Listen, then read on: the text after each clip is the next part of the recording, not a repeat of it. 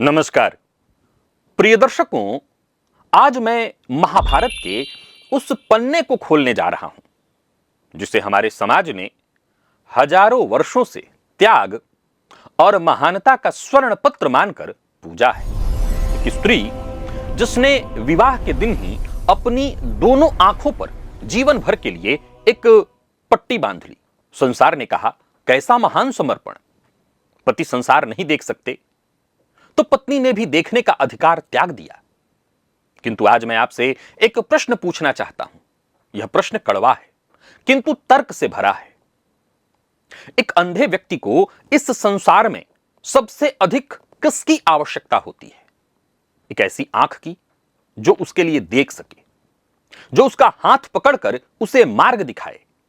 तो एक नेत्रहीन पति की पत्नी का सच्चा धर्म क्या था? यह कि वह अपनी आंखें और अधिक खोल कर रखती और अपने पति की आंखें बन जाती, उन्हें यह संसार दिखाती। किंतु गांधारी ने ठीक इसका उल्टा किया। उन्होंने अपनी आंखें भी बांध ली, अर्थात जो पति पहले से अंधा था उसे अपनी पत्नी की आंखों से संसार देखने का जो एक अवसर मिला था उसे भी छीन लिया। एक कल्पना कीजिए, एक रथ का सारथी अंधा है और उसके बगल में बैठा व्यक्ति भी अपनी आंखों पर पट्टी बांध लेता है, तो वह उस अंधे सारथी की सहायता कर रहा है या उस रथ को खाई में गिराने में सहयोग? मैं बात कर रहा हूं गांधार नरेश सुबल की पुत्री, 100 कौरवों की माता महारानी गांधारी की। और आज मैं आपको दिखाऊंगा, बताऊंगा कि महर्षि वेदव्यास ने गांधारी की उस पट्टी के पीछे एक ऐसा कोड छिपाया है जो आपकी कुंडली के सूर्य, चंद्रमा और दृष्टि से जुड़ा हुआ है। एक ऐसा कोड जो भारत के हर उस घर के लिए चेतावनी है जो त्याग या प्रेम के नाम पर सच्चाई से आंखें चुरा रहा है। तो आइए उस पट्टी को खोलते हैं, एक दर्शक बनकर नहीं, इस कोड को तोड़ने वाले के रूप में।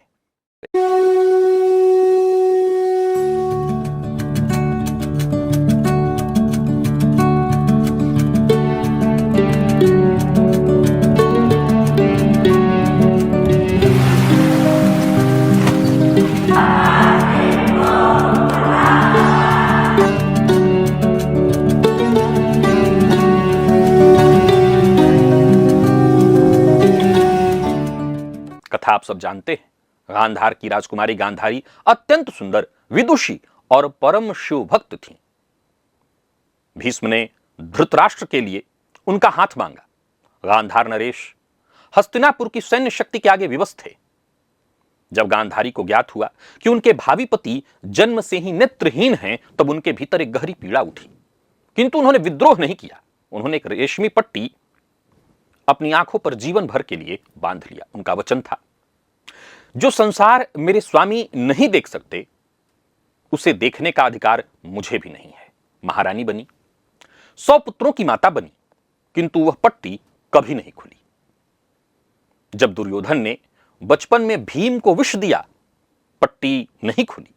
जब पांडवों को लाक्षागृह में जलाने का षड्यंत्र हुआ, पट्टी नहीं खुली। और जब भरी सभा में कुलवधू द्रौपदी का अपमान हो रहा था उसी राजमहल में जहां गांधारी थीं, तब भी वह पट्टी नहीं खुली। और अंत में जीवन में केवल एक बार उन्होंने पट्टी खोली, प्रचलित कथा के अनुसार दुर्योधन के शरीर को अभेद्य बनाने के लिए। उनका शरीर वज्र हो गया किंतु जंघाएं कोमल रह गईं, क्योंकि श्री कृष्ण की लीला से उसने वहां पर, यानी दुर्योधन ने वस्त्र ढक लिया था। भीम ने उन्हीं जंघाओं पर प्रहार किया। यहां एक बात स्पष्ट कर दूं, वज्रदेह वाली जो कथा है यह मूल व्यास महाभारत में नहीं है, यह लोक परंपरा से आती है, किंतु इसका जो प्रतीकात्मक अर्थ है वो अत्यंत गहरा है और आज हम उसी को खोलेंगे। प्रिय दर्शकों, यही कथा है। अब इसकी ऊपरी परत को हटाकर भीतर का जो कोड है उसे बाहर निकालते हैं। सबसे पहले उन 2 नामों को समझिए जिनके बीच ये पूरी कथा घटित होती है, क्योंकि हमारे ऋषि नाम यूं ही नहीं रखते थे। प्रत्येक नाम का एक कोड होता था। धृत राष्ट्र, इस शब्द का अर्थ जानते हैं आप? धृत अर्थात कसकर पकड़ा हुआ और राष्ट्र अर्थात राज्य। धृतराष्ट्र जो है कौन है? तो जिसने राज्य को कसकर पकड़ रखा है, जो सत्ता को, अपने पुत्रों को, अपने अधिकार को छोड़ ही नहीं सकता। देखिए ऋषियों का जो कोड है, धृतराष्ट्र की अंधता केवल आंखों की नहीं थी, उनकी असली अंधता मोह की थी, आसक्ति की थी। वो पुत्र मोह में इतने अंधे थे कि अधर्म को भी अधर्म नहीं कह पाते थे। उनकी आंखें तो जन्म से बंद थी, उनका विवेक भी मोह से बंद था। यही उनके नाम का कोड है। राज्य और पुत्र को इतना कसकर पकड़ने वाला कि सत्य दिखना ही बंद हो जाए। आप कहीं बाहर तो नहीं ढूंढ रहे हैं ना? आप महाभारत में तो धृतराष्ट्र को नहीं ढूंढ रहे हैं, क्योंकि धृतराष्ट्र को बच्चा तो बाद में हुआ होगा। हर घर में वही धृतराष्ट्र है और पत्नी गांधारी। अपनी आंखें स्वयं बांध ली। अब इन दोनों को एक साथ रखिए, एक घर में जिसमें पति मोह से अंधा है और पत्नी त्याग के नाम पर अंधी। एक की अंधता विवशता थी, दूसरे की अंधता चुनाव, किंतु परिणाम एक ही। उस घर में कोई देखने वाला बचा ही नहीं, कोई देखने वाली आंख नहीं। और यही दुर्योधन के जन्म का असली रहस्य है, इसी में रहस्य छिपा है। फिर से दोहरा रहा हूं, आप दुर्योधन को महाभारत में तो नहीं ढूंढ रहे हैं ना, अपने घर में ढूंढना है। महाभारत स्वयं संकेत करता है कि दुर्योधन दो अंधों की संतान थी, एक पिता जो देख नहीं सकता था और एक माता जो देखना नहीं चाहती थी। जिस बालक को बचपन में किसी की देखती हुई आंख का अनुशासन न मिले, किसी की दृष्टि का भय न मिले, वो बालक दुर्योधन बनता है। यह कोई पुरानी कथा नहीं है, यह आज का सत्य है।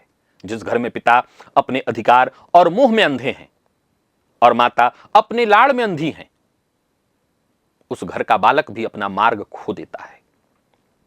अब इसे आधुनिक मनोविज्ञान की दृष्टि से देखिए, क्योंकि यहां विज्ञान भी ऋषियों के साथ खड़ा है। बाल मनोविज्ञान का एक स्थापित सत्य है, एक छोटा बच्चा जब कोई गलती करता है तो सबसे पहले अपनी मां की आंखों में देखता है। उन आंखों से उसे पता चलता है कि क्या सही है, क्या गलत।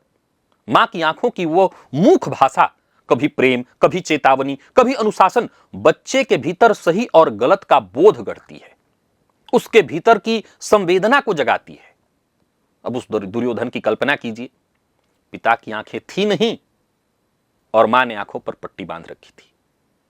उस बालक ने जब जब गलती की, उसे रोकने वाला, उसको चेतावनी देने वाली जो कोई आंख हो सकती थी, वो तो कभी सामने थी ही नहीं। और यहां एक अत्यंत मार्मिक संभावना जिस पर कभी किसी ने विचार नहीं किया, क्या दुर्योधन इसीलिए चीख चीख कर हर अधर्म नहीं करता था? क्योंकि वो भीतर से चाहता था कि कोई एक बार उसे रोके, कोई एक बार उसकी ओर देखे। मां एक बार पट्टी खोलकर कहे, रुक जा पुत्र, यह मार्ग गलत है। किंतु वो पट्टी कभी नहीं खुली और एक बालक जिसे रोकने वाला कोई न हो, अंततः वही दुर्योधन बनता है। मनोविज्ञान कहता है कि जो माता पिता अपने बच्चों की कमियों पर आंखें मूंद लेते हैं, वे उन कमियों को बचाते नहीं, अपितु उन्हें सींचते हैं। अनदेखा करना प्रेम नहीं, अनदेखा करना उस दोष को बढ़ने की अनुमति देना है। गांधारी के पास सब कुछ था, तप था, शक्ति थी, शिव की भक्ति थी, केवल एक चीज नहीं थी, अपने पुत्रों को देखती हुई उनकी दृष्टि, जो उन्हें समय पर रोक पाती। अब इस पूरे रहस्य को महर्षि पाराशर की दृष्टि से अपनी कुंडली पर जरा रख करके देखिए, क्योंकि यहां ऋषियों ने कुंडली का सबसे गहरा सूत्र आपके लिए खोला है। ज्योतिष में नेत्रों का विचार अत्यंत सूक्ष्म है। हमारे आचार्यों ने कहा, सूर्य दाहिनी नेत्र के कारक और चंद्रमा बाएं नेत्र के। कुंडली का जो दूसरा भाव है दाहिना, और जो 12वां है जिसे हम द्वादश भाव कहते हैं, वो बाईं आंख का। अब इस कथा को इस सूत्र से जरा जोड़कर देखिए। धृतराष्ट्र कुंडली में क्या है? कौन है धृतराष्ट्र? धृतराष्ट्र वो सूर्य हैं, आत्मा, अधिकार, पुरुष तत्व, घर का मुखिया। और उस सूर्य का सूर्य अंधा है, उस सूर्य का सूर्य अंधा है। अर्थात उस घर में अधिकार तो था, सत्ता तो थी, किंतु वो सत्ता देख नहीं सकती थी, दिशाहीन थी। यह वह कुंडली है जिसमें सूर्य पूर्ण रूप से पीड़ित है, जैसे सूर्य पर ग्रहण लगा हो। और गांधारी कुंडली में क्या थी, क्या हैं, वो चंद्रमा है, मन, विवेक, माता घर का भावनात्मक आधार। अब ज्योतिष का एक परम सत्य नियम सुनिए जो हर गृहस्थ के काम का है। जब किसी घर में सूर्य अर्थात अधिकार दुर्बल हो जाए, अंधा हो जाए, तब चंद्र अर्थात विवेक और मन को अपनी आंखें चौगुनी खोल लेनी चाहिए, तभी वह घर बच सकता है। जब एक स्तंभ झुक जाए तो दूसरे स्तंभ को और मजबूत होना पड़ता है। किंतु गांधारी ने अर्थात उस घर के चंद्र ने क्या किया? उसने भी अपनी आंखों पर पट्टी बांध ली। यही इस पूरी कथा का ज्योतिषीय महाकोड है। उस घर में सूर्य पर तो ग्रहण था ही, गांधारी ने अपनी इच्छा से चंद्र पर भी ग्रहण लगा दिया। और जिस घर की कुंडली में सूर्य और चंद्र दोनों एक साथ पीड़ित हो जाएं, दोनों को ग्रहण लग जाए, अर्थात जहां अधिकार भी अंधा हो और विवेक भी अंधा हो, वो घर स्मशान तो बनेगा ही, वहां कुरुक्षेत्र तो होगा ही। ऋषियों का कोड कहता है कि जब एक अंधा व्यक्ति दूसरे अंधे का हाथ पकड़ता है तो दोनों एक साथ खाई में गिरते हैं। धृतराष्ट्र और गांधारी मोह से अंधा अधिकार और त्याग से अंधा विवेक, दोनों ने मिलकर पूरे कुल को खाई में गिरा दिया। पाराशरी ज्योतिष के अनुसार द्वितीय जो भाव है वो दो मुख्य बातों को दर्शाता है, एक नेत्र और दृष्टि और दूसरा जो है कुटुंब अर्थात परिवार और कुल। देखिए ऋषियों के कोड की गहराई को जरा समझने का प्रयत्न करिए। दोनों चीजें एक ही भाव में क्यों रखी गई है? दोनों चीजें एक ही भाव में क्यों रखी गई है? नेत्र और कुटुंब एक साथ क्यों? क्योंकि ऋषि कहते हैं जिस घर में देखने की दृष्टि नहीं, उस घर का कुटुंब नहीं बचता। दृष्टि और परिवार एक ही सूत्र में बंधे हुए हैं। गांधारी ने अपने नेत्रों पर पट्टी बांधी, उसने द्वितीय भाव के नेत्र पक्ष को स्वयं बंद कर दिया। और ज्योतिष का अटल नियम है, जिस भाव को आप अपने हठ से बंद करेंगे, उस भाव की बाकी की जो सारी वस्तुएं वो भी नष्ट होंगी। जैसे नेत्र बंद हुआ, वैसे ही द्वितीय भाव का जो कुटुंब है, सौपुत्र संस्कारहीन होकर नष्ट हो गए। अब इसका जो सबसे भयानक प्रभाव पंचम भाव पर पड़ा, संतान का भाव। ज्योतिष में एक परम सूत्र है, दृष्टि ही सृष्टि है। ग्रह जहां बैठते हैं उससे अधिक फल वहां देते हैं जहां वो देखते हैं। माता की शुभ दृष्टि जो है संतान के शुभ आचरण का निर्माण करती है। अब यह प्रश्न पूछिए कि जब माता अर्थात चंद्र ने अपने पुत्रों पर अपनी शुभ दृष्टि डालना बंद कर दिया, तो उस अनाथ पंचम भाव पर किसकी दृष्टि पड़ी? वही दृष्टि पड़ी जो आज भी पड़ रही है, शकुनी की, मामा शकुनी की। जिस पंचम भाव पर माता की दृष्टि पड़नी चाहिए थी, वहां शकुनी की दृष्टि पड़ी और शकुनी ने उस पंचम भाव को, उन 100 पुत्रों के मन को पूरी तरह से अपने अधिकार में ले लिया। यह आज भी सत्य है। मां में एक बार मां आता है, मामा में 2 बार मामा आता है। और विश्वास रखिए, जब ये शकुनी आते हैं मामा बनकर, तो वो ऐसा ही विश्वास उत्पन्न कराते हैं, मां से भी अधिक शुभ चिंतक। जब माता पिता अपनी संतान पर वो दृष्टि नहीं रख पाते, तो उस संतान पर कोई और दृष्टि रख लेता है, कोई गलत संगति, कोई कुटिल मार्गदर्शक, कोई शकुनी। आज जब कोई ज्योतिषी आपको कहता है कि आपके पंचम भाव पर राहु अथवा पापक ग्रह की दृष्टि है, अपनी संतान पर ध्यान दीजिए, तो यह वास्तव में यही कह रहा होता है कि कहीं आपकी संतान को कोई शकुनी तो नहीं पाल रहा, शकुनी तो नहीं देख रहा। प्रिय दर्शकों, अब इस पूरी कथा का सबसे सूक्ष्म कोड, वह प्रश्न जिससे हमने आरंभ में किया था, क्या यह त्याग था या कुछ और? ज्योतिष में द्वादश अर्थात 12वें भाव को त्याग का भाव, समर्पण का भाव और मोक्ष का भी भाव कहा गया है। किंतु यही द्वादश भाव यानी 12वां भाव हानि का भी है, आत्मलोप का भी भाव है, अर्थात स्वयं को खो देने का भाव। यह सूक्ष्मता, त्याग और आत्मलोप दोनों ये एक ही भाव में बैठे हैं और दोनों में अंतर केवल एक बात से होता है। क्या? जातक का अपना बल और उसका विवेक। जब कोई व्यक्ति अपनी पूर्णता से, खुली दृष्टि के साथ सोच समझ कर त्याग करता है, तब वह द्वादश भाव मोक्ष बनता है, उच्च समर्पण बनता है। और जब कोई व्यक्ति भय से, पलायन से अथवा अभिमान से अपनी आंखें मूंद लेता है, तब वही द्वादश भाव आत्मलोप बन जाता है। गांधारी का त्याग किस श्रेणी का था, यह प्रश्न मैं आपके ऊपर छोड़ता हूं। किंतु इतना अवश्य कहना चाहूंगा, सच्चा त्याग वो होता है जो किसी की रक्षा करे, और गांधारी का त्याग किसी की रक्षा नहीं कर पाया, न पति की, न पुत्रों की, न कुल की। और इसलिए गहरी बात समझिए, संयम से शक्ति तो संचित होती है, यह सत्य है। गांधारी ने वर्षों आंखें बांधकर एक असाधारण तप शक्ति संचित की, किंतु वो शक्ति अंततः किसमें बदली? एक शाप में। भाई कोई आम साप, परम पिता को जो इसने श्राप दे दिया, वो कोई आम शाप देने वाला तो हो नहीं सकता। उन्होंने उसी शक्ति का इस्तेमाल करके श्री कृष्ण को शाप दिया, यादव कुल के नाश का।